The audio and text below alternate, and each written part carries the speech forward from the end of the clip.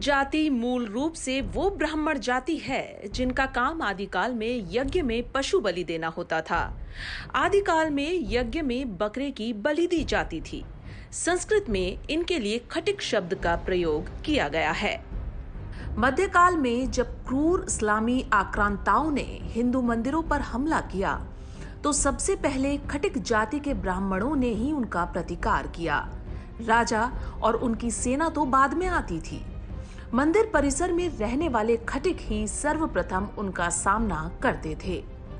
Taimur lung को दीपालपुर व अजोधन में खटिक योद्धाओं ने ही रोका था और सिकंदर को भारत में प्रवेश से रोकने वाली सेना में भी सबसे अधिक खटिक जाति के ही योद्धा थे। तैमूर खटिकों के प्रतिरोध से इतना भयाक्रांत हुआ कि उसने सोते हुए हजारों खटिक सैनिकों की हत्या करवा दी और 1 लाख सैनिकों के सिर का ढेर लगवाकर उस पर रमजान की 13वीं तारीख पर नमाज अदा की। मध्यकालीन बर्बर दिल्ली सल्तनत में गुलाम, तुर्क, लोधी वंश और मुगल शासनकाल में जब अत्याचारों की मारी हिंदू जातियां मौत या इस्लाम का चुनाव कर रही थी तो खटिक जाति ने अपने धर्म की रक्षा और बहु बेटियों को मुगलों की गंदी नजर से बचाने के लिए अपने घर के आसपास सुअर बांधना शुरू किए। इस्लाम में सुअर को हराम माना गया है। मुगल तो इसे देखना भी हराम समझते थे और खटिकों ने मुस्लिम शासकों से बचाव के लिए सुअर पालन शुरू कर दिया। उसे उन्होंने हिंदू के देवता विष्णु के वराह अवतार के रूप में लिया।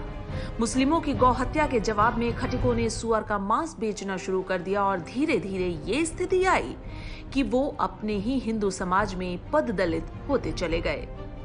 दुर्भाग्य से कल के शूरवीर आज अछूत और दलित श्रेणी में हैं। 1857 की लड़ाई में मेरठ और उसके आसपास अंग्रेजों के पूरे परिवारों को मौत के घाट उतारने वालों में खटिक समाज सबसे आगे था। इससे गुस्साए अंग्रेजों ने 1891 में पूरी खटिक जाति को ही वांटेड और अपराधी जाति घोषित कर दिया था। जब आप मेरठ से लेकर कानपुर तक 1857 के विद्रोह की कहानी पढ़ेंगे तो रोंगटे खड़े हो जाएंगे।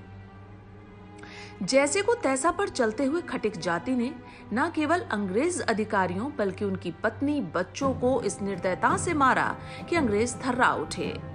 क्रांति को कुचलने के बाद अंग्रेजों ने खटिकों के गांव को सामूहिक रूप से फांसी दे दी और बाद में उन्हें आपराधिक जाति घोषित कर समाज के एक कोने में ढकेल दिया। स्वतंत्रता से पूर्व जब मोहम्मद अली जिन्ना ने डायरेक्ट एक्शन की घोषणा की थी तो मुस्लिमों ने कोलकाता शहर में हिंदुओं का नरसंहार शुरू किया, लेकिन 1-2 दिन में ही पासा पलट गया और खटिक जाति ने मुस्लिमों का इतना भयंकर नरसंहार किया कि बंगाल के मुस्लिम लीग के मंत्री ने सार्वजनिक रूप से कहा कि हमसे भूल हो गई। बाद में इसी का बदला मुसलमानों ने बांग्लादेश में स्थित नोआखाली में लिया। आज हम आप खटिकों को अछूत मानते हैं क्योंकि हमें उनका सही इतिहास नहीं बताया गया है, उसे दबा दिया गया है। दलित शब्द का सबसे पहले प्रयोग अंग्रेजों ने 1931 की जनगणना में डिप्रेस्ड क्लास के रूप में किया था। उसे ही बाबा साहेब अम्बेडकर ने अछूत के स्थान पर दलित शब्द में तब्दील कर दिया। इससे पूर्व पूरे भारतीय इतिहास व साहित्य में दलित शब्द का उल्लेख कहीं नहीं मिलता है। मुस्लिमों के डर से अपना धर्म नहीं छोड़ने वाले, हिंसा और सुअर पालन के जरिए इस्लामी आक्रांताओं का कठोर प्रतिकार करने वाली एक शूरवीर खटिक जाति को आज दलित वर्ग में रखकर अछूत की तरह व्यवहार किया जाता है। भारत में 1000 ईस्वी में केवल 1% अछूत जातियां थी, लेकिन मुगल वंश की समाप्ति होते होते इनकी संख्या 14% हो गई।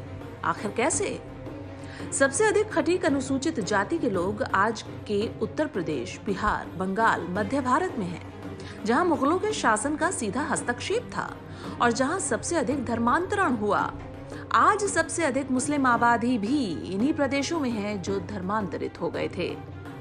डॉक्टर सुब्रमण्यम स्वामी लिखते हैं, अनुसूचित जातियां उन्हीं बहादुर ब्राह्मण व क्षत्रियों के वंशज हैं जिन्होंने जाति से बाहर होना स्वीकार किया, लेकिन मुगलों के जबरन धर्म परिवर्तन को स्वीकार नहीं किया। आज के हिंदू समाज को उनका शुक्रगुजार होना चाहिए, उन्हें कोटिशः प्रणाम करना चाहिए, क्योंकि उन लोगों ने हिंदू धर्म के भगवा ध्वज को कभी झुकने नहीं दिया, भले ही स्वयं अपमान व दमन झेला। प्रोफेसर शेरिंग ने भी अपनी पुस्तक हिंदू कास्ट एंड ट्राइब्स में स्पष्ट रूप से लिखा है कि भारत के तथाकथित निम्न जाति के लोग कोई और नहीं बल्कि ब्राह्मण और क्षत्रिय ही हैं। स्टेनले राइस ने अपनी पुस्तक Hindu customs and their origins में भी यही लिखा है कि अछूत माने जाने वाली जातियों में प्रायः वो बहादुर जातियां भी हैं जो मुगलों से हारी तथा उन्हें अपमानित करने के लिए मुसलमानों ने अपने मनमाने काम करवाए थे। यदि आज सनातन धर्म बचा हुआ है तो अपने इन्हीं अनुसूचित जाति के भाइयों के कारण, जिन्होंने नीच कर्म करना तो स्वीकार किया लेकिन इस्लाम को नहीं अपनाया। धन्य है हमारे ये भाई जिन्होंने पीढ़ी दर पीढ़ी अत्याचार और अपमान सहकर भी हिंदुत्व का गौरव बचाए रखा और स्वयं अपमानित और गरीब रहकर भी हर प्रकार से भारतवासियों की सेवा की है। खटीक जाति की इस वीरता का सनातन धर्म सदैव ऋणी रहेगा। जय राम, जय भीम।